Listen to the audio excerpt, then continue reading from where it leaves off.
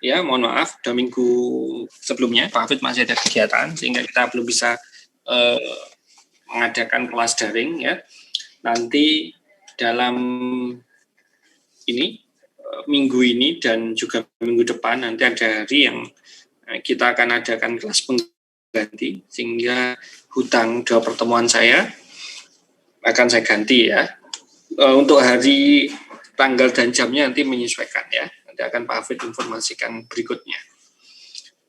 Sebelum kita masuk ke materi, saya pengen tahu dulu dengan Pak Angga sampai mana untuk kuliahnya? Mungkin salah satu menjawab, silakan.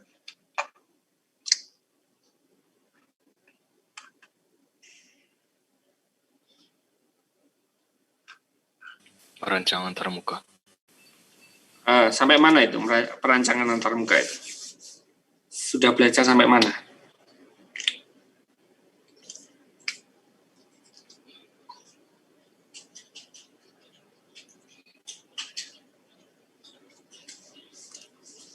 Halo? Sudah lupa. Hah? Sudah lupa? Sampai itu Pak, 5 plan of user experience. User experience. Oke. Jadi user experience, kemudian sudah membuat ini menganalisis buat atau apa antarmukanya? Sampai mana?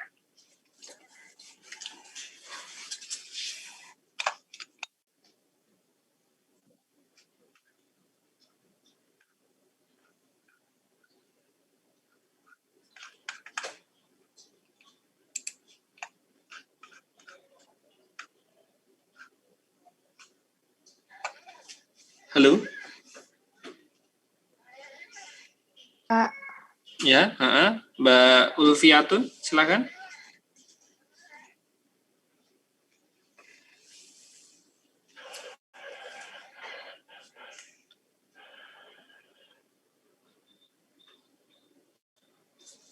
Halo?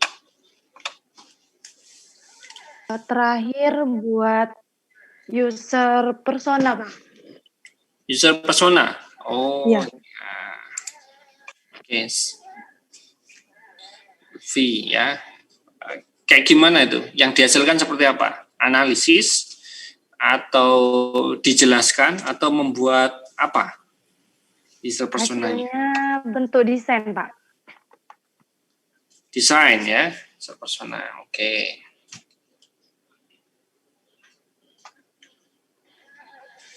Terus dibuat laporan ya? Ya, betul. Laporan ya.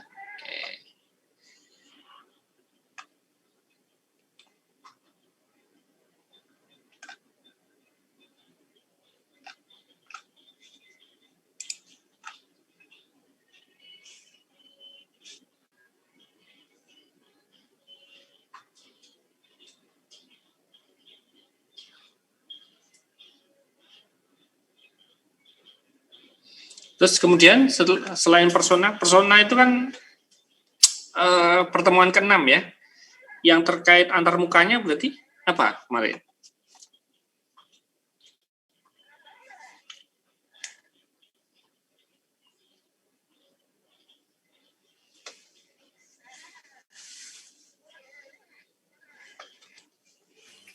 Bentuk materi PDF di e-learning.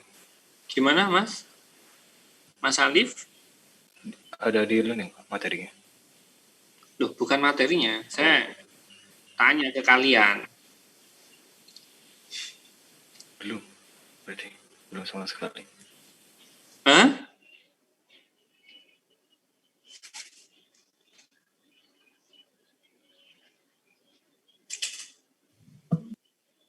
Yang lain coba Pak Awid pengen dijelaskan ini yang sudah kalian dapat sampai mana?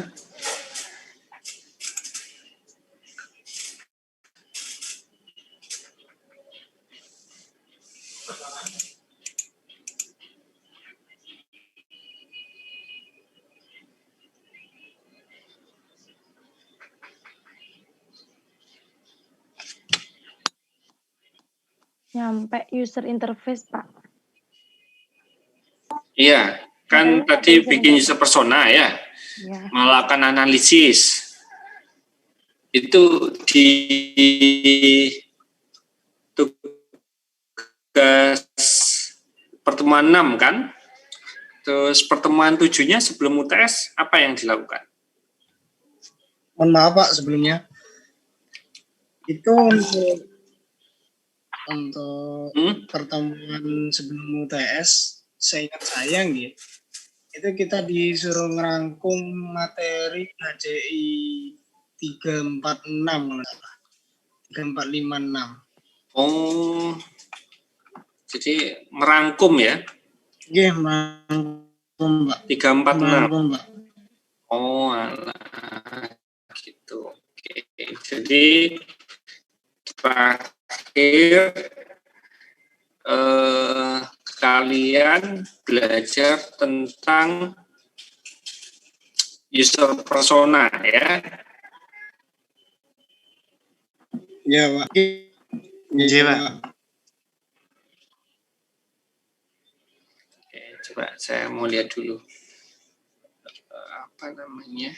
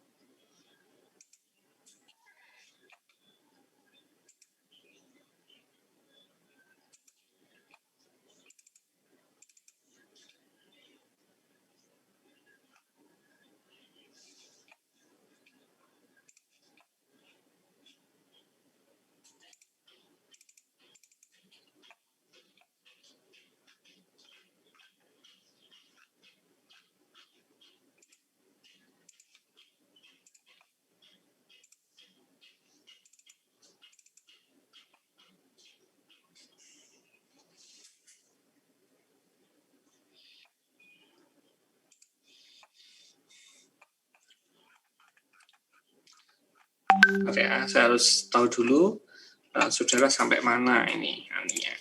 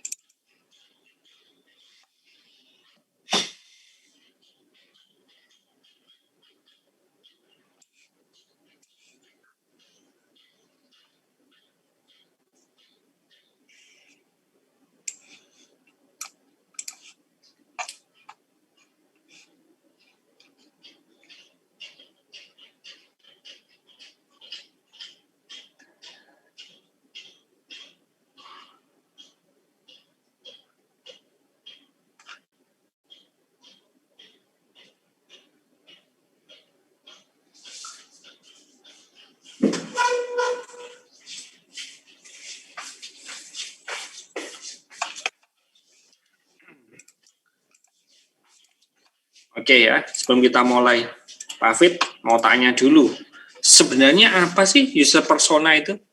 Kan dari yang saudara kumpulkan, ya, saudara kan sudah membuat satu desain, di situ ada foto, ada yang pakai foto, ada yang tidak, terkait informasi umur dan lain sebagainya. Sebenarnya apa sih user persona itu?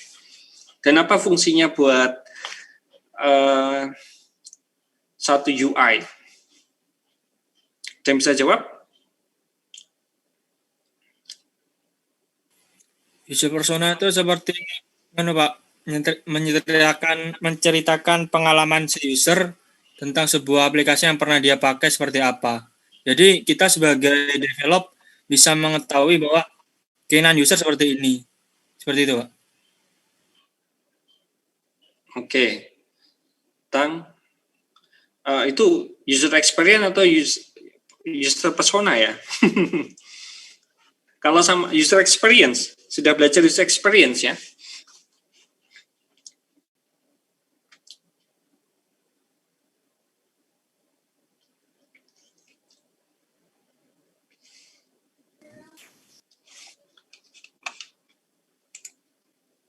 Gimana contoh sederhana user persona itu gimana sih?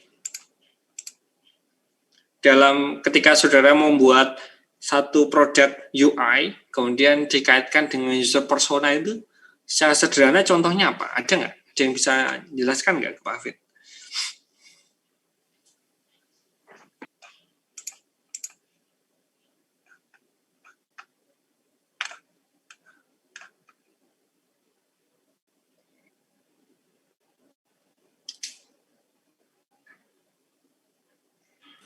Contoh seperti apa, Pak? Contohnya, ketika saudara mendesain, tadi sampaikan ini dari klien, kita tahu personanya kan, kemudian kan kita membuat satu aplikasi, itu contohnya seperti apa? Misalnya si user bagaimana, kemudian hasilnya seperti apa?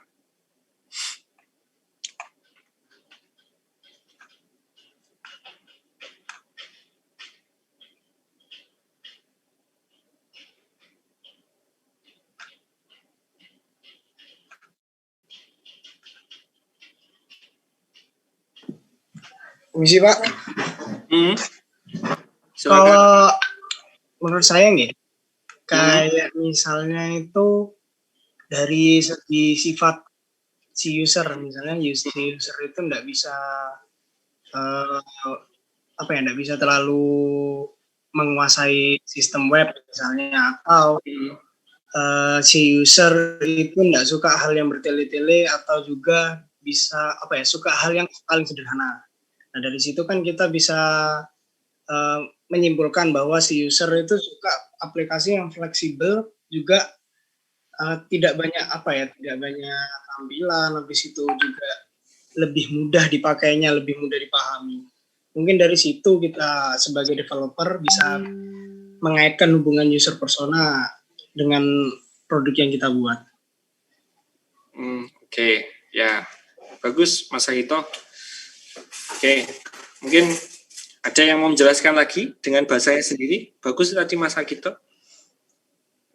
Koneksi. Ya, mungkin begini Pak. Gimana Mas Ferry? User persona itu adalah karakteristik dari pengguna atau user. Karena user persona kan tujuannya untuk kita mengetahui produk ini untuk siapa, seperti itu. Jadi desainnya? Ya lanjut Mas Ferry. Gimana? Jadi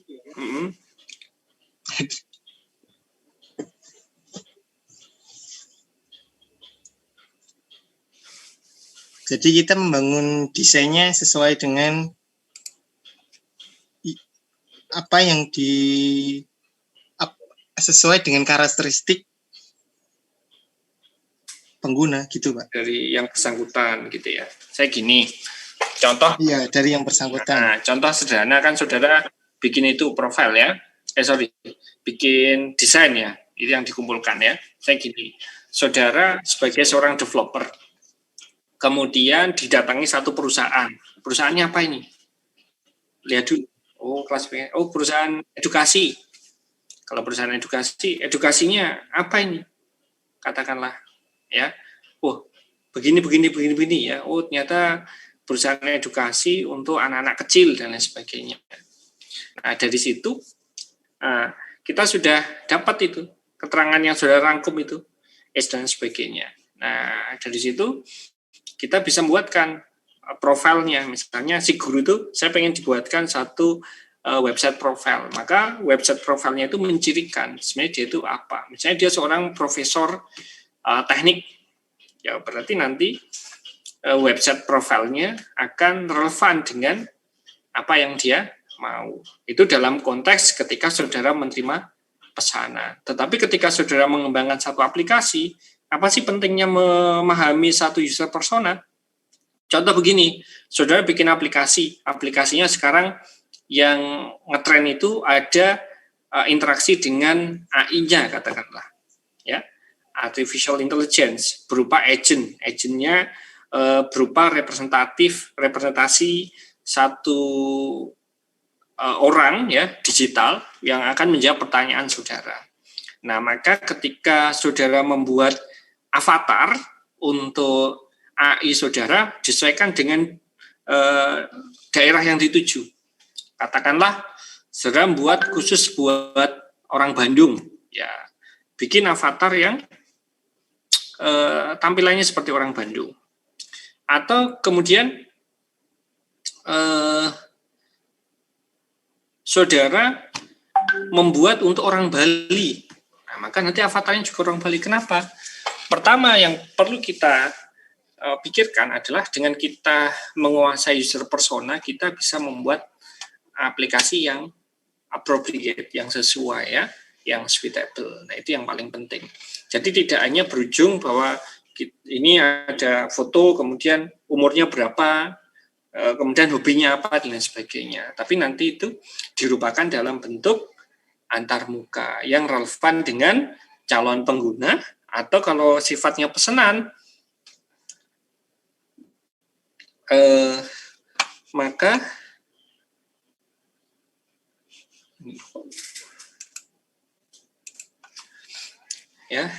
kita sesuaikan dengan bagaimana persona dari si pengguna. Nah, sebenarnya ini berkorelasi dengan materi awal bahwa ada dua jalan desain. Jalan desain yang pertama adalah kita itu membuat satu desain yang tanpa segmentasi. Yang kedua, kita membuat desain yang bersegmentasi. Desain yang tanpa segmentasi itu, contoh yang tanpa segmentasi itu apa? Contoh yang paling populer kita punya Samsung dan juga Apple. Samsung adalah contoh yang dia menerapkan mengambil semuanya dari premium, dari mid sampai di low. Nah, kelebihannya Samsung itu bisa menjual lebih banyak device phone ya. Tetapi kekurangannya apa? Samsung ketika melakukan analisis untuk user experience akan berbeda-beda. Sehingga user experience orang menggunakan HP Samsung akan berbeda. Mungkin yang menggunakan HP Samsung yang harganya mahal akan ngomong bahwa HP Samsung itu sangat hebat, bagus, dan lain sebagainya. Tetapi sebaliknya, bagi orang-orang yang menggunakan HP Samsung yang versi murah akan banyak keluhan. Nah, berbeda dengan Apple. Apple sudah punya segmentasi yang jelas bahwa produknya yaitu, ya saudara tahu ya, iPhone ya, ada serinya jelas. Kemudian harganya juga sama, serupa dan lain sebagainya serupa, sehingga user experience yang dihasilkan dari satu produk ini saja ya, itu hampir serupa ya. Apalagi Apple punya support yang cukup bagus. Kenapa Apple bisa punya support yang bagus? Karena produknya tersegmentasi dengan jelas. Ada yang bilang bahwa iPhone kameranya bagus, semua pengguna iPhone akan bilang sama. Tapi kalau pengguna Samsung bilang Samsung kameranya bagus, enggak, jelek, karena yang bilang jelek pakai Samsung yang murah. Nah, itu korelasinya ya, korelasi lanjutnya. Oke, sekarang kita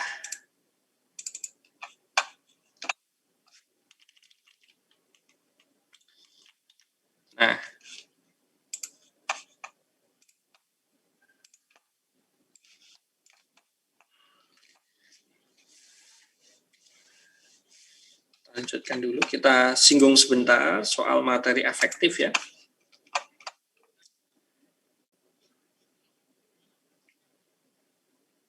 Oke, teman-teman tahu nggak kenapa kok soal kan kita kalau bikin, tadi sempat disinggung ya, kalau bikin satu desainnya itu harus mudah ya. Jadi misalnya dikenali bahwa usernya ini ternyata tidak terlalu tahu soal teknologi, maka menunya harus simple dan lain sebagainya. Itu sebenarnya apa sih hubungannya HCI sama kompleksitas itu, sama kita menghasilkan satu produk yang sesuai dengan pengguna. Sebenarnya hubungannya apa sih? HCI, masalah pengguna, kemudian antar muka yang dihasilkan. Sebenarnya hubungannya apa? Ada yang tahu?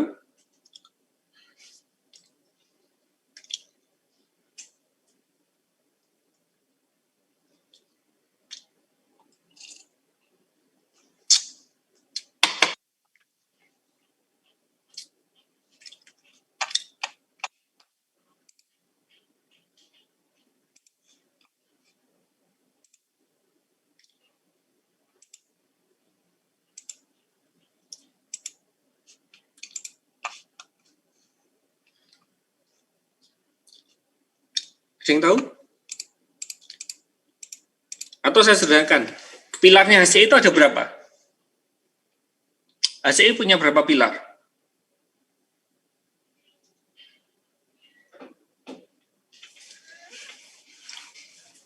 Dua. Hah? Apa itu? Siapa tadi? Siapa? Mas Nofrin ya? Kaget ya Mas. Apa Mas dua itu?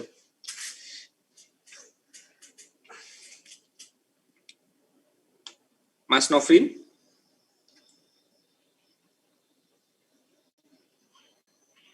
Salah Pak.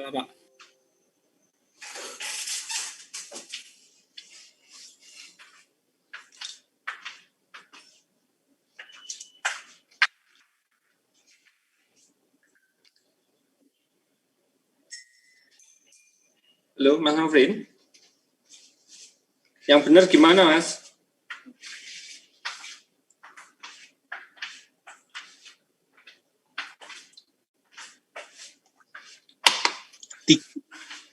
Tiga. Mas Ferry. Oke, coba Mas Ferry. Saya pengen tahu. Apa itu tiga itu?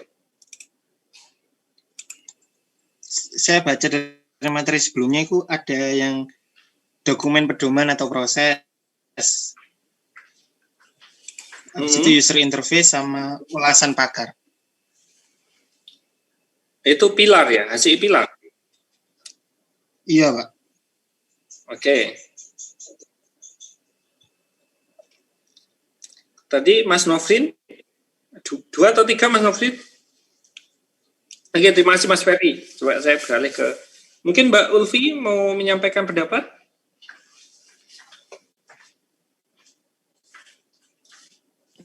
Bentar Pak, saya mengingat.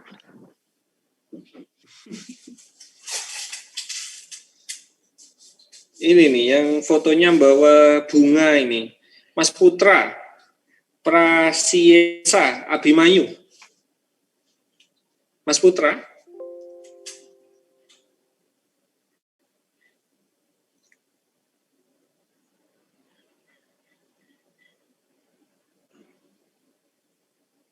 Halo, Mas Putra? Ini Putra golongan apa ya?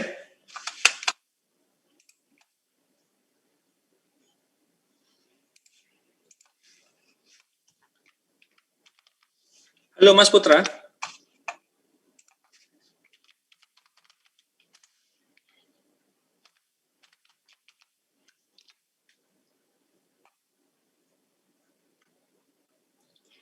Ini orang Jember, ini golongan A. Teman golongan A-nya coba. Mas Putra. Siapa yang golongan A? Golongan D ya? Putra golongan D, sorry. Golongan D. Wah, Pak Wir, bimbingannya Pak Wir ya, Pak Wir. Putra Prasetya. Online enggak ada ini. Halo. Ayo Mas. Halo. Ini saya dengan Pak Wir ini. Gimana? Ya, Apa HCI pilar? HCI. Ya. Sebentar.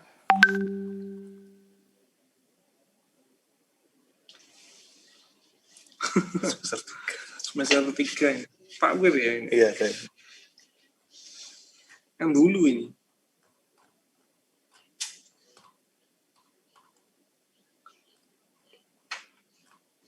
Mana Pak? Ini Pak.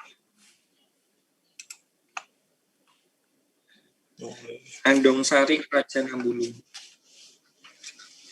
SMAN Ambulu.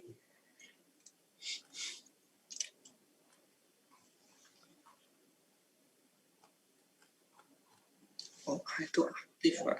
iya, aktif. Saya kira golongan. L lulus.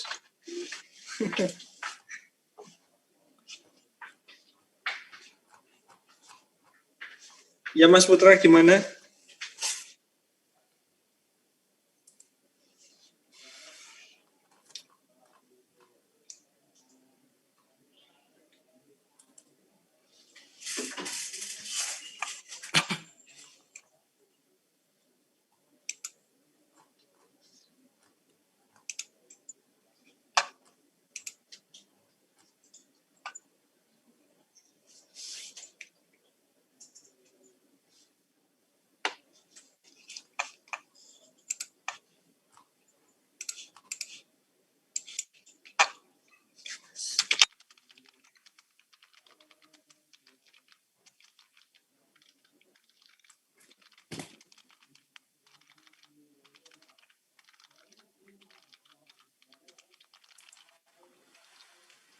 Ini Pak, kalau saya cari itu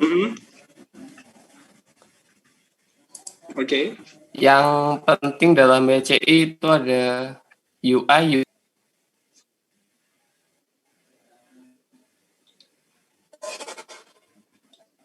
Apa Mas, terputus suaranya?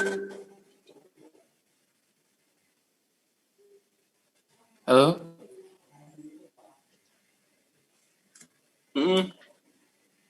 Mas Putra diulangi Mas, pelan-pelan coba.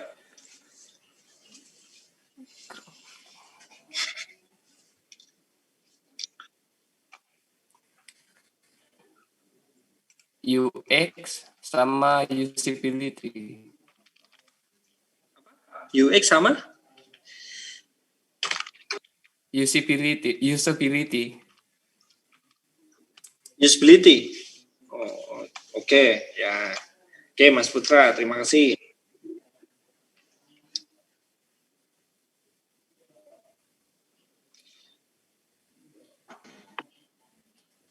Saya mau dengar suaranya, ini ganti yang perempuan deh.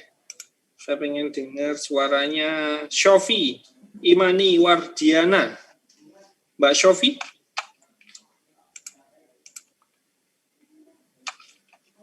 Halo Mbak Shofi. Iya Pak. Nah, gimana Mbak? Apa sih pilarnya dari hasil itu apa?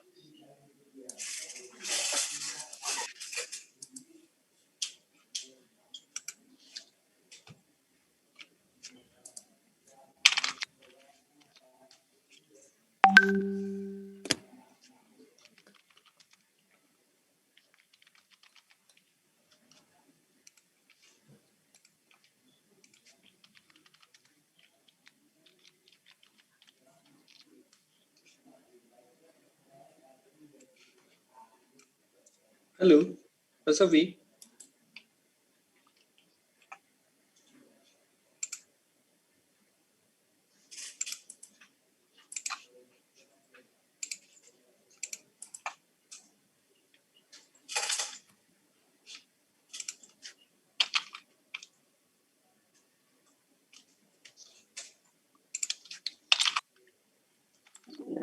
Ada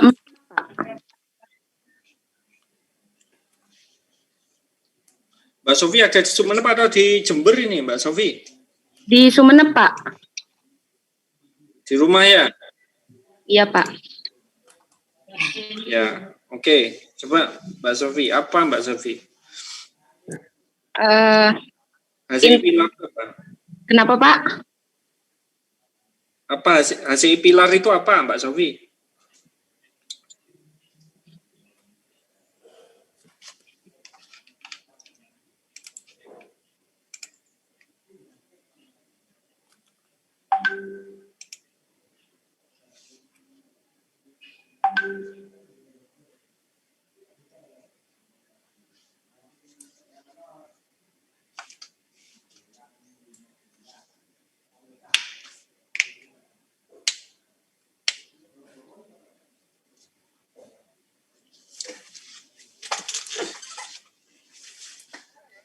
Ada 4 ya.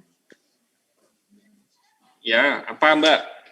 Computer Interactive and Engineering, Interaction Design Fundamental, Conceptual Interaction, dan Understanding User, Pak. Oke, terima kasih Mbak Sofi. Ya, Pak.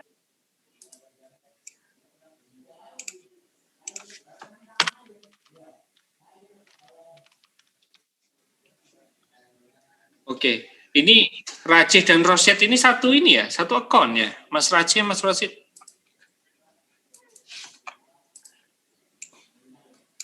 Ya, Pak. Halo. Halo. Ini kok Racih dan Rosyid ini? Laptop saya masih di servis, Pak. Ya, laptopnya siapa? Ini laptopnya Laptopnya Pak. Rosyid. Iya. Oh. Ada di mana, Mas Racih sekarang? Di rumahnya Rosid. Oh, rumahnya Rosyid ya? Iya. Oke. Ya, oke. Buat kalian berdua deh, kalau gitu. Apa sih HCI Pilar itu apa? Hasil pilar. Sebentar, Pak. Ya.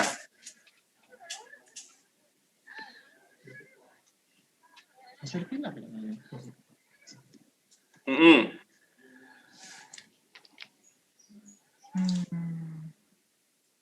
Pilarnya itu apa? Ada 4 Pak ya. Sebutkan. User interface requirements, guidelines, dokumen dan proses, user interface software tools, expert review, dan usability testing. Oke. Terima kasih, Mas. Ini berdua ya. Mas Racih dan juga Mas Rosyid. Oke. Saya pengen satu lagi nih. Saya nyari yang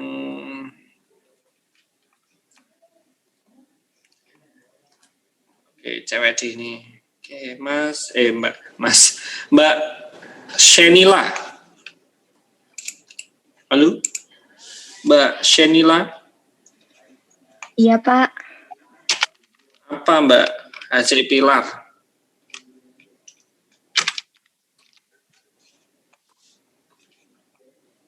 Ada di Semboro atau ada di Jember ini Mbak? Di Sembara, Pak.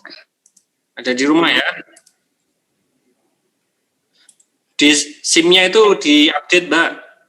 Kelaminnya masih laki-laki loh. Halo, Mbak Sinela. Kalau ke Jember diurus itu ya, apa namanya, jenis kelaminnya masih laki-laki.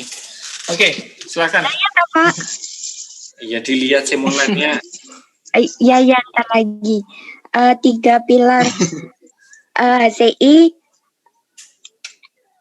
ada dokumen pedoman dan proses, user interface software tools, sama ulasan pakar dan uji usability.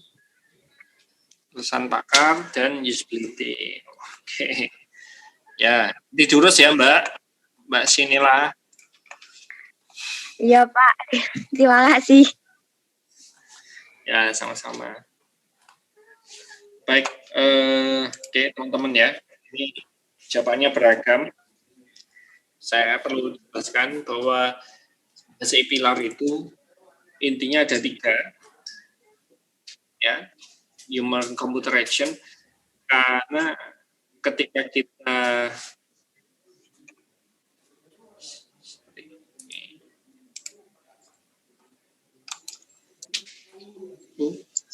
aku turun 3 ya.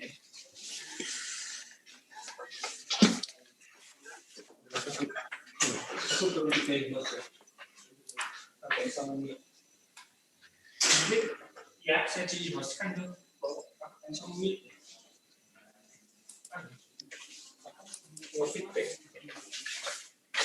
Yang kelas besar.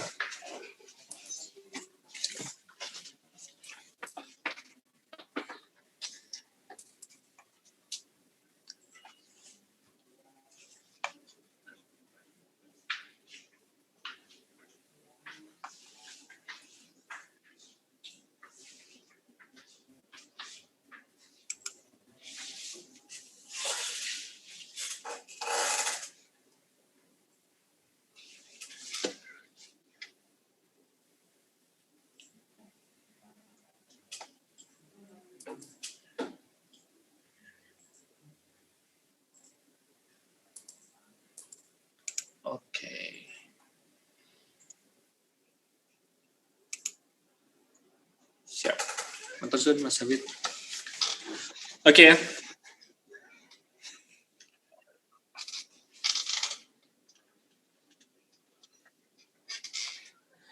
Ya, ketika kita ngomong HCI ya, atau Human Computer Interface, atau ya, dalam bahasa Indonesia kita sebut sebagai interaksi manusia dan komputer.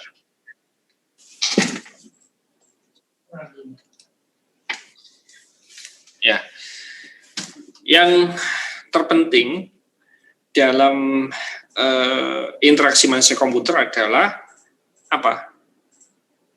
Lebih penting mana? Manusia atau lebih penting komputer? Yang sama ya. Bahwa yang paling penting ketika kita berbicara mengenai interaksi manusia komputer adalah manusia. Sehingga part yang paling penting dalam HCI itu adalah put people first, atau meletakkan manusia di depan komputer.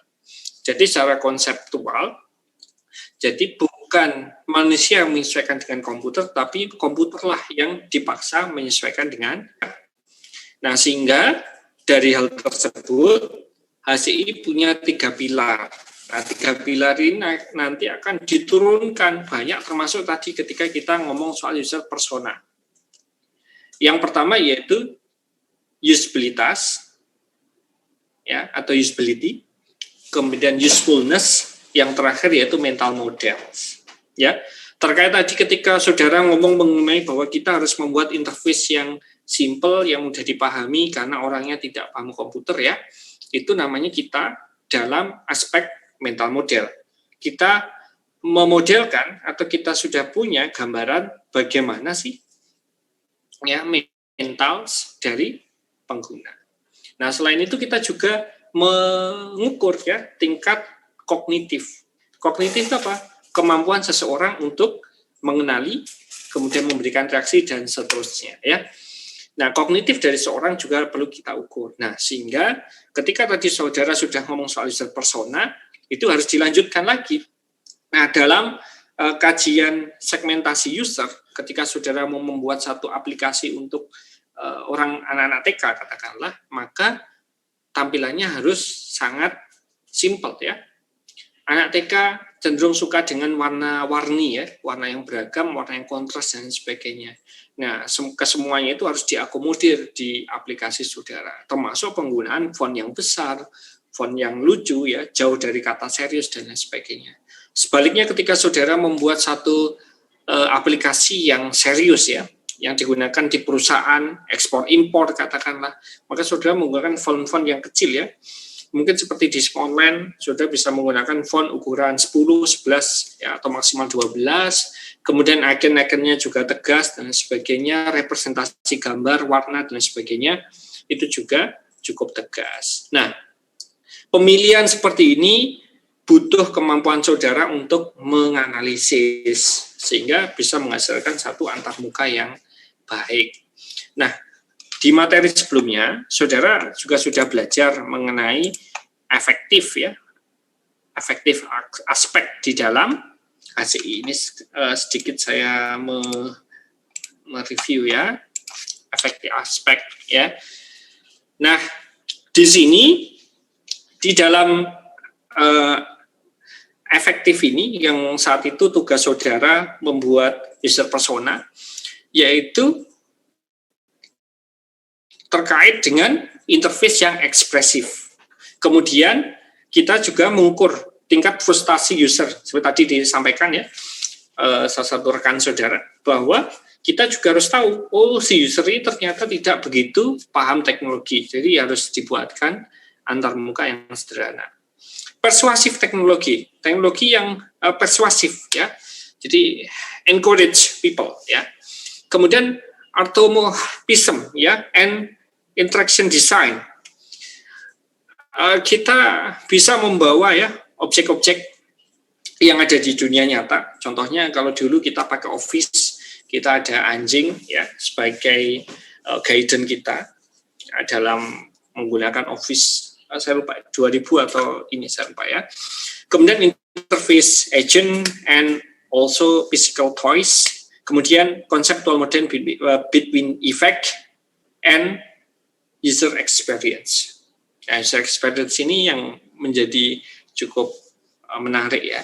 Sehingga nanti di akhir-akhir pertemuan kita akan ada project. Nah, saudara akan melakukan analisis ya mengenai user experience. User experience itu adalah pengalaman user dalam menggunakan aplikasi yang saudara bikin. Kalau tadi kita ngomong masih kita mengenali usernya seperti ini, kemudian kita membuat aplikasinya seperti ini.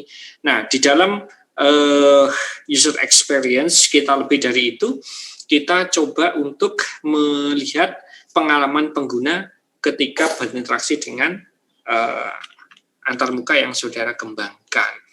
Ya. Nah, dalam konsep efektif itu pertama tahapannya dibagi menjadi berapa fase ya. Fasenya mulai addict, kemudian happy, trusting, learn, yang terakhir yaitu motivated ya. Jadi pertama ketika saudara membuat satu antarmuka harus membuat orang itu addict ya, ketagihan. Setelah ketagihan membuat orang happy. Setelah bikin orang senang kemudian percaya dengan aplikasi saudara. Setelah percaya membuat orang mau belajar tentang aplikasi saudara.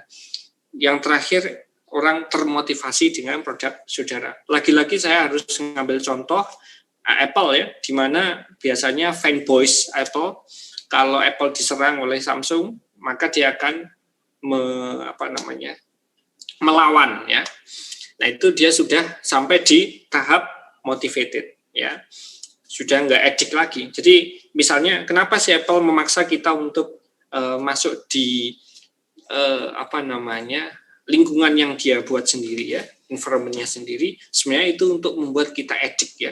Yang kita ada produk Apple sehingga kita addict dulu, kemudian kita happy karena Apple sangat simple, kemudian kita percaya bahwa Apple itu secure, aman dan sebagainya.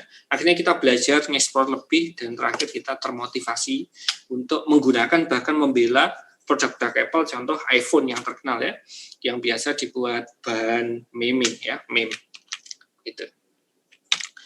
Nah, di dalam expressive interface ada emoji, dan ini juga dibumingkan oleh iPhone ya, dengan bikin emoji yang bisa disesuaikan dengan ekspresi kita ya.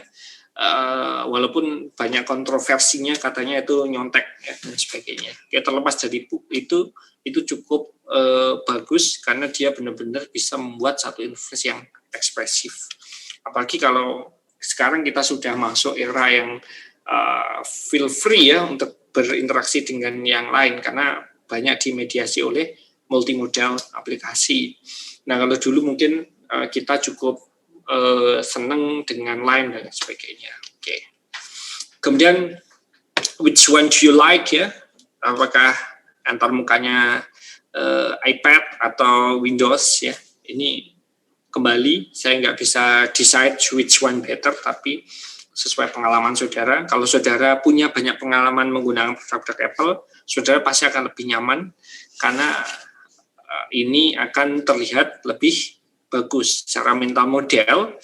Ini mudah buat saudara. Sebaliknya kalau saudara terbiasa menggunakan Windows, maka ini cukup sulit. Ini sama halnya ketika ada perubahan antarmuka yang radikal di Windows, dari Windows 7 ke Windows 8.0, di mana kala itu Windows menghilangkan start dan merubah menjadi tampilan metro. Itu membutuhkan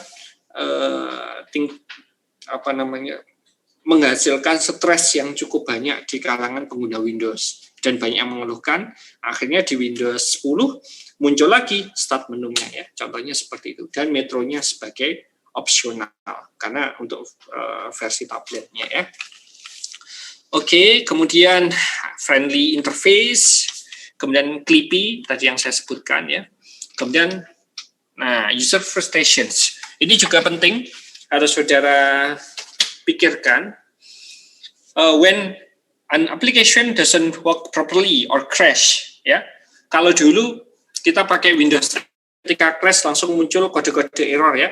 Itu bikin user takut ya, dan itu tidak boleh muncul di desain saat ini, sehingga ketika saudara ketemu kenal dengan Windows 10 ketika ada crash, maka crash-nya akan berupa emote ya, emoji. Dia akan memunculkan emoji set. Nah, itu salah satu cara jalan dari sisi HCI untuk menurunkan tingkat frustasi dari pengguna. Atau when system doesn't do what the user want it to do ya. Ini juga penting harus saudara handle ya. Makanya kalau di dunia pemrograman kita biasa kalau dulu belajar pemrograman saudara kenal namanya try catch ya. Try catch itu sebenarnya mengurung satu kondisi. Jika kondisi itu tidak terpenuhi atau error atau miss dan sebagainya, tidak akan memunculkan notifikasi yang membuat user tahu oh masalahnya ini dan bisa di-solve ya. Itu jadi aspek yang sangat penting ya. Oke. Automorphism ya. Ini contoh yang paling ini ya. Contohnya film ya. Di sini ini mobil. Di dunia nyata kita tahu bahwa objek ini tidak hidup ya, tetapi dalam film Cars ya, bahwa mobil-mobil ini dapat berinteraksi, bersosialisasi layaknya manusia. Ternyata seperti ini juga akhirnya membuat kita lebih nyaman. Oh ya, asik ya, seperti itu. Nah, itu banyak hal yang kita itu belajar dari apa yang kita temukan di sekitar kita, kemudian kita implement dalam satu objek digital. Sehingga objek digital itu ramah buat pengguna. Oke, kemudian karena kemarin sudah ngomong user interface ya, dan user interface-nya ternyata disampaikan bahwa kemarin merangkum, tugasnya merangkum. Oke, saya lihat dulu.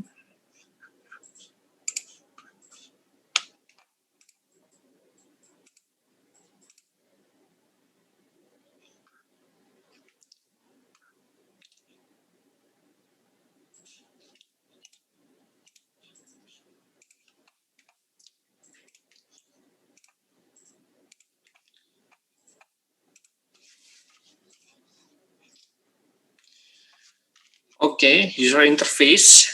Nah, kalau kita ngomong soal user interface, sekarang kita sudah masuk era yang cukup radically change ya.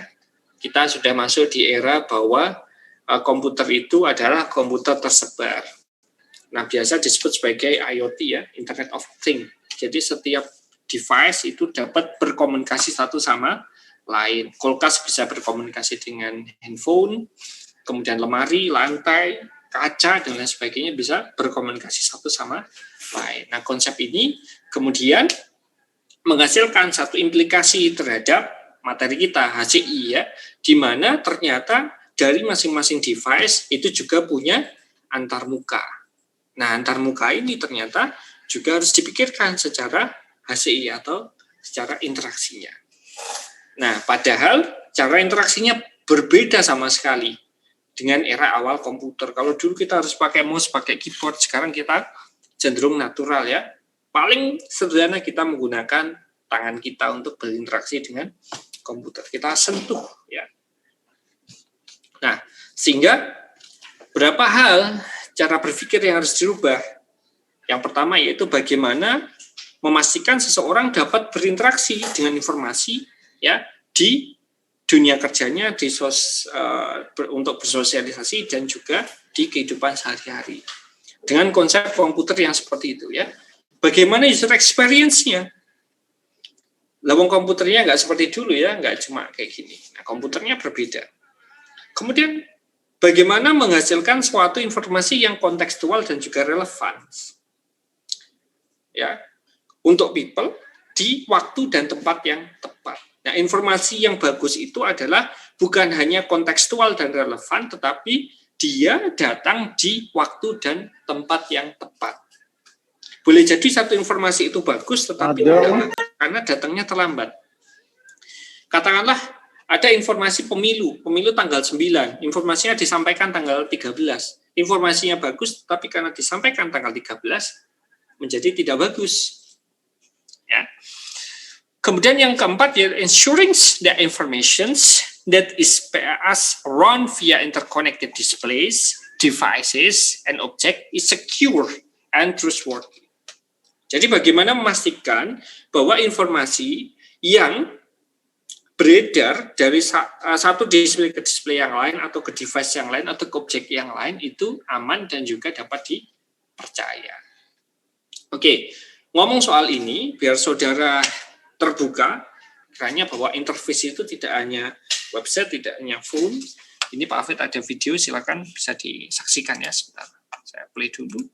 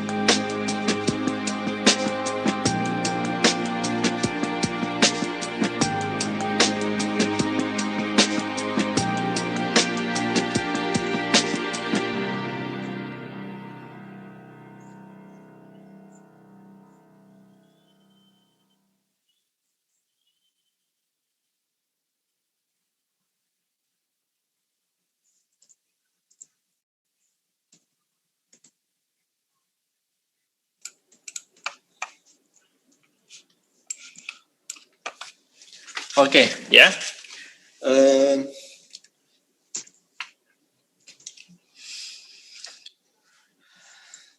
Oke, teman-teman, ini apa namanya? Saya masih ada agenda satu lagi, ya, sehingga kita harus akhiri pertemuan untuk hari Senin ini. Insya Allah nanti dalam minggu ini dan minggu depan, nanti ada waktu kita ganti pertemuan pertama dan kedua kita. Saudara yang perlu dilakukan pertama yaitu tolong dipelajari lagi apa itu interaksi manusia dan komputer, bagaimana implementasinya dalam dunia penelitian, karena setelah ini yang akan banyak kita bicarakan bukan hanya sekedar desain ya, tapi tentang kemampuan saudara menganalisis. Kalau tadi disampaikan bahwa saudara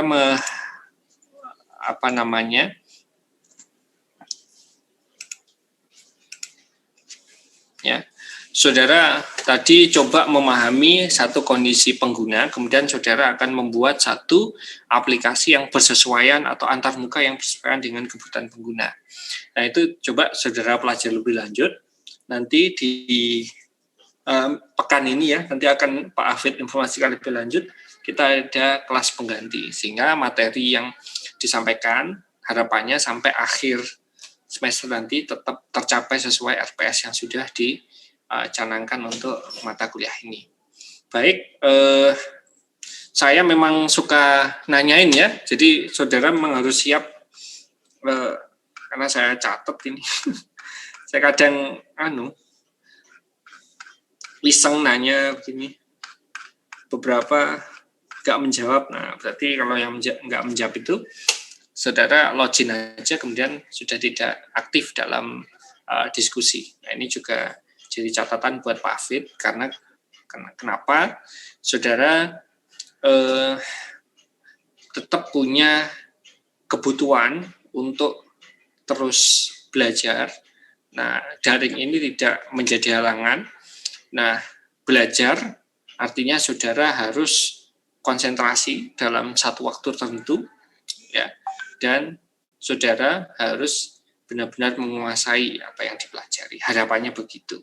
Tapi kalau saudara dalam proses pembelajaran saja sudah begitu, outputnya pasti tidak akan optimal. Nah, sehingga harapan Pak Hafid, ini kesempatan, ini yang belajar nggak hanya kalian ya, Pak Hafid juga belajar, Pak Hafid terus belajar, kita saling belajar, sehingga kita selesai di perkuliahan ini benar-benar punya knowledge yang appropriate ya, kalau Pak Hafid bilang, dalam bidang HCI. Barangkali setelah lulus nanti saudara akan berkiprah di dunia teknologi, menjadi user experience ya, atau